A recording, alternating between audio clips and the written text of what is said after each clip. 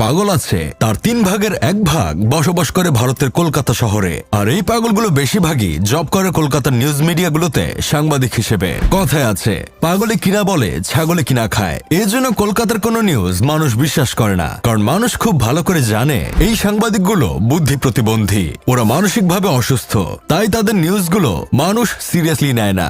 এই যে নিষ্পাপ চেহারার মানুষটাকে দেখছেন, আপনাদের কি কোনোভাবে মনে হয় উনি যে একজন বুদ্ধি প্রতিবন্ধী? দেখে কিন্তু কোনোভাবে বুঝার উপায় নেই উনি যে পুরোপুরি একটা পাগল, কিন্তু উনার 2 মিনিট কথা শুনে আপনি বুঝে যাবেন উনি শুধু পাগল না, উনি একটা ক্ষণিকের ছেলে। বাংলাদেশের মানুষ উনাকে নিয়ে সমানে ট্রোল করে, যেটা দেখে আমার খুব খারাপ লাগে। হতে পারে আল্লাহ উনাকে ব্রেইন বাদে দুনিয়ায় পাঠিয়েছেন, তাই বলে আপনারা এমন করবেন?